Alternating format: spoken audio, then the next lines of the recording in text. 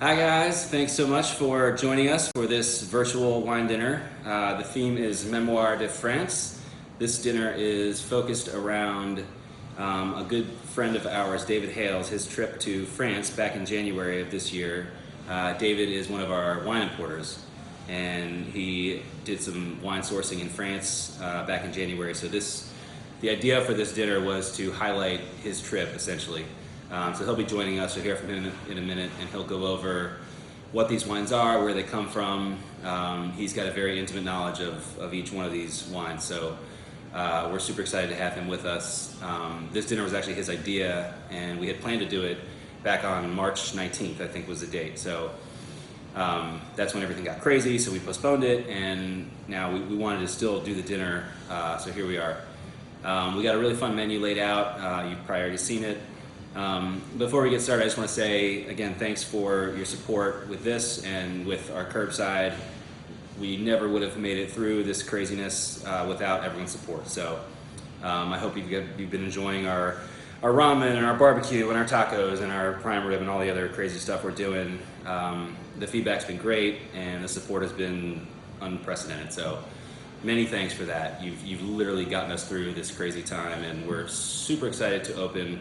We're opening our patio on Sunday, 31st, and we're going to have patio reservations available for Friday, Saturday, and Sunday for the near future, and we'll see what happens with the next phase of all this. So, again, thank you very much. I appreciate it. Let's go ahead and get started. Dave's going to take you through the first wine. Okay. I also want to mention this video.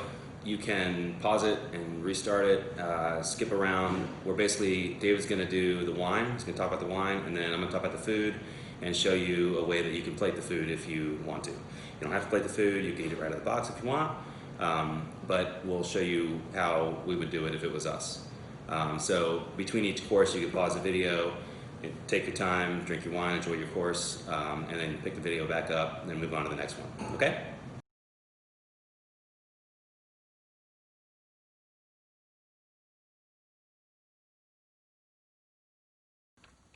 Hey everyone, thank you so much for your support of our virtual tasting dinner. My name is David Hale. I'm the brand ambassador for Memorie de France Imports in Washington, D.C. and Virginia.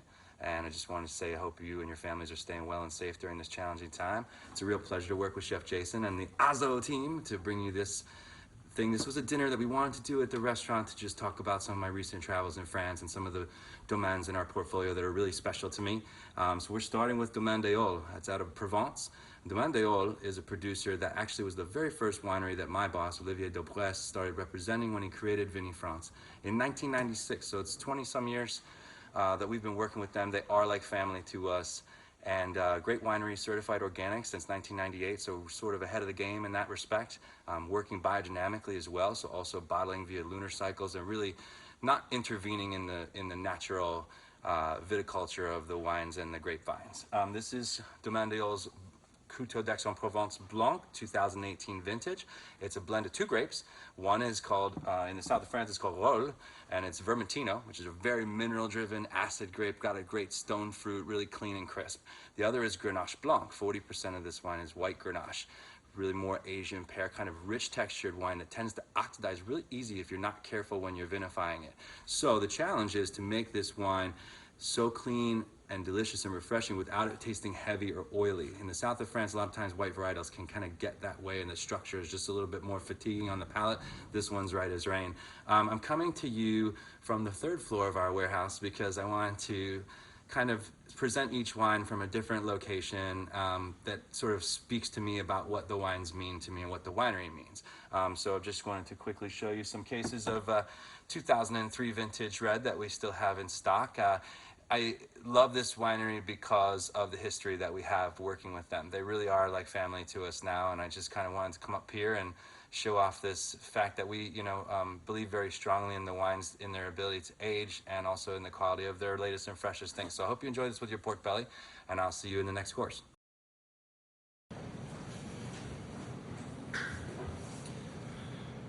All right, thank you, David. Okay, so for the first course, along with the Domaine d'Aiols, we're going to be doing a smoked pork belly Cromesqui.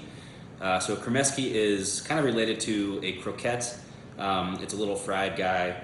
The filling usually contains a sauce. So you basically got fried crispy on the outside and warm saucy on the inside. So in this case, it's our smoked pork belly that we cure and smoke. The sauce is our ramen broth. So kind of a play on that going on. And then that's served over a little sunflower sprout salad. All right, so I'm gonna show you how to plate that up real fast. I'm gonna be showing you how I would plate things if I was gonna kind of reconstruct the meal at home. Feel free to do this or not. It's up to you. You can eat things right out of the box. We're gonna be packaging things up with plating in mind. So most of the sauces will be on the side in little cups, and then you can kind of pour them on your plate or however you want to do it. So it's totally up to you. I'm going to show you what I would do if it was me. Okay? So we'll do the pork belly croquette first. Cromesqui, sorry. All right, so this one's pretty simple. Right out of the box, you've got your little cromesqui and your little salad.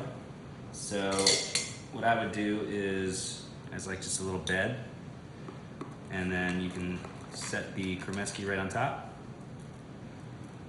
Now the cromesqui, I would advise, and I know it's a little large, but if you can do it, eat the whole thing in one bite because there is some liquid in there. If you don't eat it all, now it won't be super hot just because of the travel time. Right out of the oven, these things are dangerous. They're like molten. But if by the time you get it, it should be cooled down a little bit. So you're not at risk of burning, but the liquid may dribble down your chin a little bit. So just keep that in mind. I would go for it all in one bite. All right, enjoy.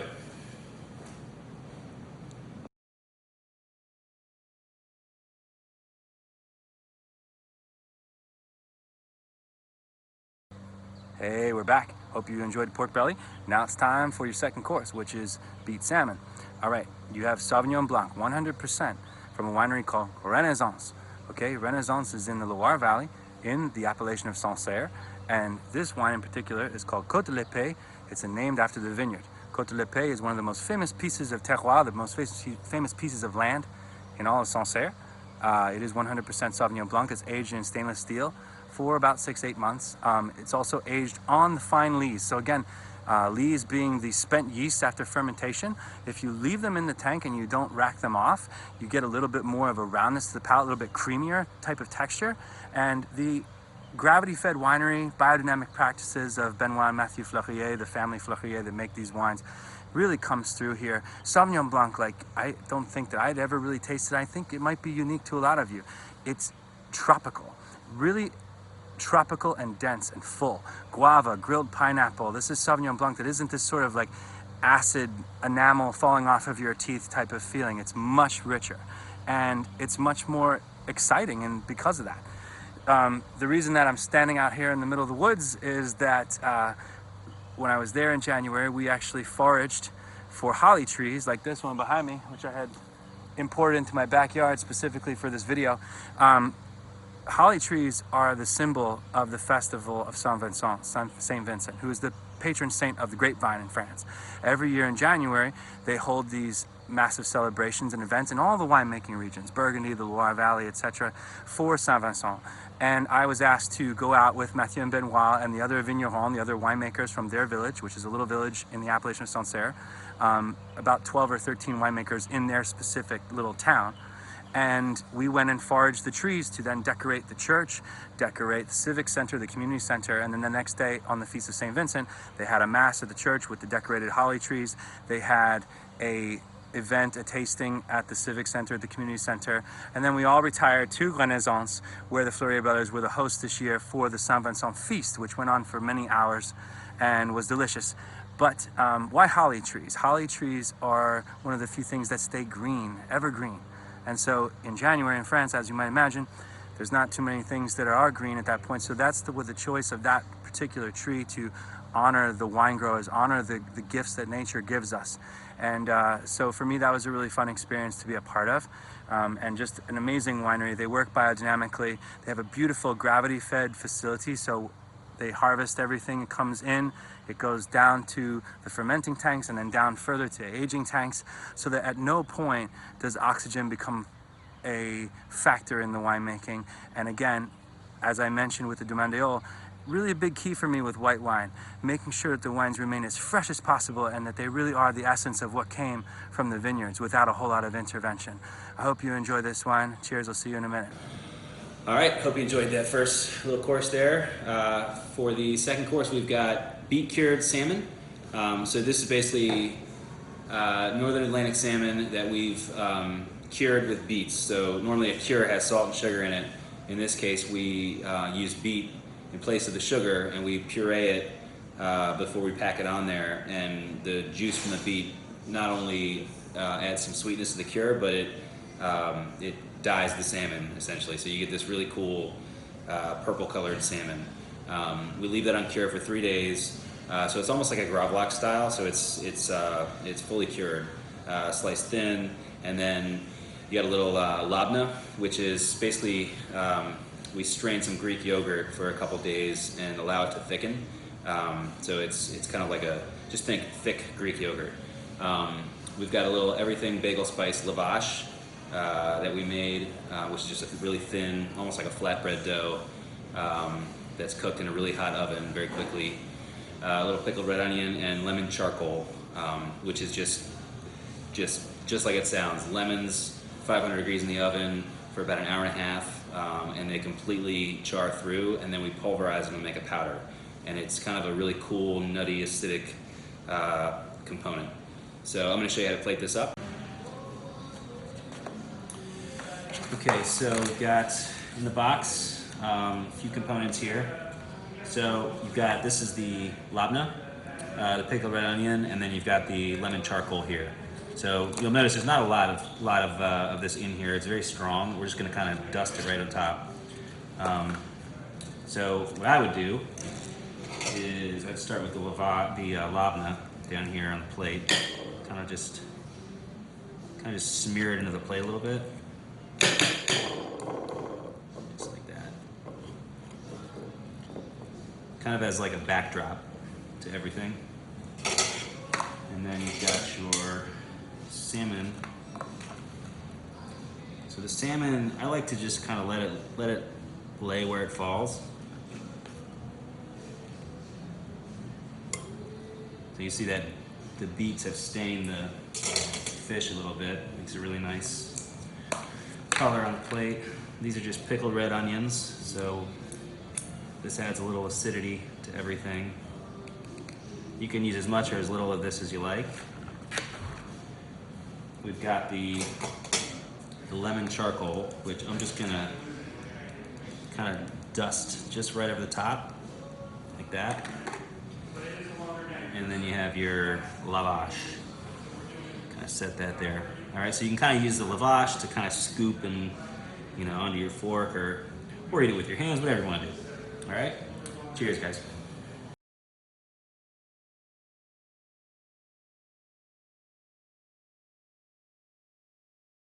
Hey, we're back. Hope you enjoyed the salmon. Now it's time for your scallop and corn course. And for that, you're enjoying 100% Chardonnay from the Burgundy region of France. The village, an appellation, is called Santenay. The vineyard is a Premier Cru vineyard, which means it's the second highest quality classification that you can get. It's called Les Gravieres. It's pretty much the most famous vineyard in the region of Santenay. And it's our producer we've represented for the last few years called Domaine Chapelle. Domaine Chapelle is an estate that's been around since the 19th century. And my favorite memory of my visit in January was simply that I made it back out of the chateau. It's an English Tudor style building with big wooden kind of sloped roofs, and there's about 3 sub-basements worth of barrels and cobs for the wines, and I got lost several times. Even though I was following someone, I still got lost. So I made it out, and people always ask me about Burgundy. They ask me kind of, what do I need to know to learn about it? What do I need to do to prepare to visit it? And my answer is always the same thing. You need a big freaking map, okay? As you can see way over there, here's the end of Burgundy. There's Santenay, the appellation. There's Les Gravieres, the vineyard. Okay, it's very fundamentally important to understand with Burgundy. Why are these wines some of the most famous in the world? Why are they some of the most expensive? Well, it's really a very small place, land-wise. In the Cote, which is called the Golden Slopes, the main part of Burgundy is really only about 30 miles long. And within that, there are hundreds and hundreds of vineyards and microclimates, and it gets quite confusing. Thankfully, what's not confusing is the grape varieties. 99% of the time, if it's a red wine, it's Pinot Noir. And 99% of the time, if it's a white wine, it is Chardonnay, like the Chapelle here. But what Chardonnay does in Burgundy, for me, is different than anywhere else in the world. The limestone soil, like in Santenay, really gives a kick of acidity to this grape, and it mitigates those tropical flavors that are so much a part of Chardonnay, kind of pineapple, honeydew melon, that sort of thing. And the other thing is too, Burgundy producers, more than those in the New World, like in the United States and elsewhere, tend to be a little more judicious in their oak usage. Chapelle only makes this with about 33% new wood. That is definitely something that's lower than a lot of producers here in the States, and the whole effect is one that just makes it round and kind of rich and opulent, but without giving you those huge buttery toasty notes. So if you like Chardonnay, I still think you'll have enough richness in here to like it. If you hate Chardonnay, I think you're going to absolutely love this interpretation of it if you haven't had Burgundy before. It really is Chardonnay in a way a lot of people in my experience in this country just haven't seen it. So I hope you enjoy it. Cheers. This is limited production wine, only about 3,600 bottles, so less than 350 cases made. Now you got it. All right, so the third course, we've got seared scallops. These are coming from New England. We've got a little bit of charred spring onion, confit cherry tomato, and a really nice corn sauce. Corn is just coming in. We're getting the first corn of the season just in the beginning of summer here. So we kind of made a sauce. It's almost like a cream corn, but it's in a puree form, and it's real fresh. So that's the sauce, and all those things will pair great with the Chardonnay. French Chardonnay, as David just went through, has great minerality, but it still has a little bit of butteriness, so that kind of goes really well with the corn and also the scallops. All right, so let's plate this thing up. All right, so we're gonna plate this up. So this is what you received. Again, you can eat it right out of the box if you want. You could just dump the sauce all over it. Nothing wrong with that at all. But if you want to plate it up, I'll show you what I would do if it was me. I would start with the sauce on the bottom. Kind of pour that in like that. That's your corn sauce. And then I would do the pupusa over that, kind of right there. You got your scallop. You throw that right on top there like that. And then these are the tomatoes, so kind of just place these around however you feel like. I'm not a big fan of symmetry, so I kind of scatter stuff all over the place. A little juice in there. And then you got your little charred onions. These are really nice spring onions. Just charred on the grill. And there you go. Enjoy.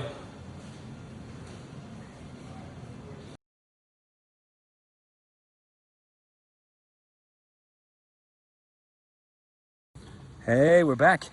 Hope you enjoyed the Chardonnay. Time for some red, right? Okay, so January of 2020 again. I am in the southern Rhone Valley in the village of Rasteau. Pretty crazy time in the world, you know? Things are going on in France. The night before I was at this winery, a group of protesters tried to get into a theater and physically harm President Emmanuel Macron. The day before I was at this winery, articles of impeachment in the United States were carried across the Capitol on a silk pillow. And here I am in the southern Rhone Valley in this little town called Rasteau, talking about grass, which is why I'm sitting in some grass to talk to you about. I'm talking about grass with a winemaker named Georges Perrault of our producer called Domaine La Colliere. All right, and you're having his wine called Esprit d'Argile, which means the spirit of clay. Rasteau is a village that is very close to Châteauneuf-du-Pape, which we'll get to in the next course. Just a little bit north of that and a little bit west of the appellation of Gigondas, very famous for big, bold red wines, a more mountainous appellation. Rasteau is an appellation that has traditionally been reserved for sweet wines, very famous in the States, and also some sort of like tannic kind of country, sort of frankly cheap red wine. And Georges and people like him are changing that completely around, making wines of such elegance and grace that you would never guess that they came from Rasteau. And what we were talking about ground cover for, or grass, is that he was leaving his vineyards in the valley floor untrammeled and not trying to plow under them. Reason being that when you have vines growing, they're going to search for nutrients, right? If you plow them under, they don't have to go down to find those nutrients, because the dirt has been plowed and it's all just straight dirt on the top of the soil. They just go sideways to the next available grass, and they never grow and struggle and get the depth and complexity that they need. If you leave the ground cover, the vines actually go deeper to seek nutrients that aren't being taken up by this grass, and they find what they need. And so people ask me all the time, you know, what do you bear as a benchmark of quality for great wine? Is it organic production, biodynamic production? Yes to all those things, but the number one thing I always think of, yield control. How much fruit are you getting out of the plants that you produce? The lower the yields, the better the wine, because you will have more concentration and more unctuous, deep, dense fruit flavors. And that's what you have in spades here in the Esprit d'Agile. That is 90% Grenache, 10% Syrah. It's aged only in concrete tank, which is a very traditional method for the south of France. They traditionally, historically, didn't have money for wood barrels. So aging in the concrete tank, again, preserves this element of freshness to this wine. It's big, it's got Santa Rosa plums and black cherries and unctuous kind of blueberry compote, but it's also, at the same time, very elegant, precise, very smooth, almost silky tannin structures, really not showing you a ton of, you know, kind of drying tannin factor. It's just really drinkable, delicious, and should grow great with your duck. It's all about grass and about the famous clay soil of Rasteau. Cheers. All right, thank you, David. For the course, we've got some roasted Maple Leaf Farms duck breast. So we do these in a cast iron skillet. We roast them in the oven, and then we paired this with a little potato gnocchi, a little bit of fennel that's been diced, some wax beans, yellow wax beans, and a little pickled rhubarb. All right, so I'll show you how to plate this one up. All right.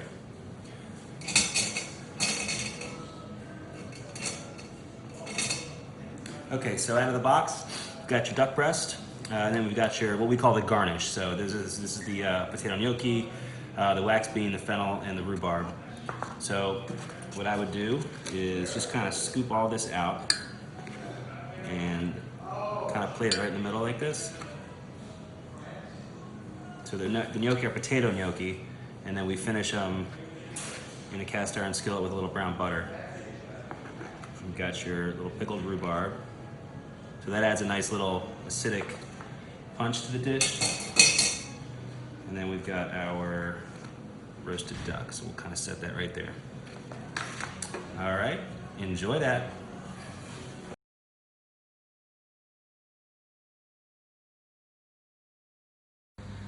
Hey, you made it! You're at the lamb course. Hope you enjoyed the duck. The next tasting menu from Azo Restaurant should be arriving at your home immediately. I'm just kidding. You did it. You're done. All right, here we go. Last wine, Châteauneuf-du-Pape, very famous red wine region in the southern Rhone Valley in France. Sitting here next to some stone wall. Why? Two reasons. The actual Châteauneuf itself. What does Châteauneuf mean? New house, the Pope's new house. It was Pope Clement V, who's immortalized on this bottle, who actually moved the papacy from Rome to Avignon in 1309, and really thereby ignited the French, southern France winemaking tradition that we know today. And the second reason I go to the stone walls is because the soil actually of Châteauneuf appellation.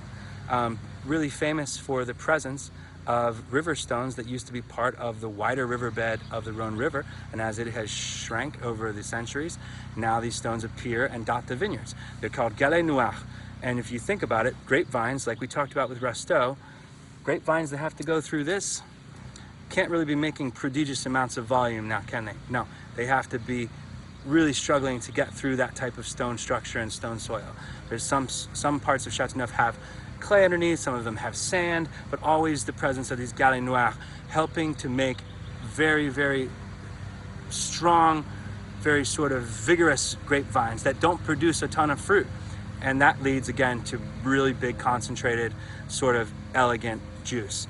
The Destinée du Clément V, which is by Monsieur Bernard Magret, is a kind of a culmination historically of this. Monsieur Magret owns Chateau Pape Clement in Bordeaux, which is another piece of land that Pope Clement V had purchased when he moved the papacy to France. From the moment that he acquired the chateau, Pape Clément in the 80s, Monsieur Magret, Bernard Magret, was always looking to kind of reunite these two cultures and these two regions. I.e., he was looking for a Châteauneuf-du-Pape producer, or a Châteauneuf-du-Pape piece of land that he could work on. And so what he found was Destinée du Clément 5. 2016 vintage. This is based out of mostly Grenache. It's aged for 13 months in oak barrels, but they're very large, 600-liter barrels called demi-muit. They really don't impart a ton of oak flavor. They just give a little bit of oxygen to make what is a pretty high alcohol, big wine a little bit softer and more elegant. Definitely a hallmark of all the wineries that Bernard Magret works on is again, much like Georges Perrault and Rasteau, the elegance, and this is definitely showing you it again. Fruits here are more a little bit kind of spicy. Red and black currants, red and black cherries, definitely a confit of kind of Santa Rosa plums as well. Should be absolutely delicious with the lamb spring cassoulet. I really appreciate all the support that you've had. Thanks for taking the time to check in on us, and enjoy the rest of your meal. Cheers, bye. Okay, for the fifth and final course, we've got a lamb shoulder roulade. So we got some Shenandoah lamb. We use the shoulder for this. We cure it just for a couple hours. Then we kind of blast it in an oven just to kind of get a crust on the outside, and then we braise it in chicken stock and aromatic vegetables for about 3 hours. After that, the bone slides right out. It's really nice and tender. So we pull it all apart. We toss it with a little bit of the sauce, that braising liquid, and then we kind of form it into a roulade, roll it up really tight, and let it set that way. And then when it's time to serve it, we cut a slice of that roulade, sear it in a cast iron skillet, get a little crust on the outside, and heat it through. So that's what the lamb part of this is. The other part is a spring cassoulet. So we're right at the end of spring here, beginning of summer. So we've got the last of our spring ingredients: asparagus, fava beans, morel mushrooms, ramps. So these are things we'd love to use in the spring, and unfortunately this year we didn't get to use a whole lot of them because of how crazy things are. So we thought we'd throw those things into this dish. So I'll show you how to plate this up real fast. Okay, so right out of the box, we've got our lamb roulade, we've got the sauce, and this is the spring cassoulet here. So what I'm going to do is I'm going to scoop the cassoulet items out of the box like this. And a bowl, a little kind of a shallow bowl, if you have something like that, will work really well for this. If not, a plate will work fine as well. And then I'm going to slap this right on top here. And then the sauce, you can just, I would pour it directly over the lamb. Just like that. So that'll kind of run down through the cassoulet a little bit. It's not a really thick sauce, just because it's warm weather. We don't want to reduce the sauce too much and make it really thick. So this way it kind of coats everything, and this should go great with the Châteauneuf-du-Pape. Enjoy. Okay, that's a wrap. I want to thank you guys for joining us for this little dinner. I hope you guys had fun and enjoyed everything, the wines, the food. Like I said, we're going to try to keep doing this, maybe every other week or so. We're working on the next menu already, different wines, different food, so it'll be a lot of fun. And I hope you can join us again. Thanks a lot. Bye.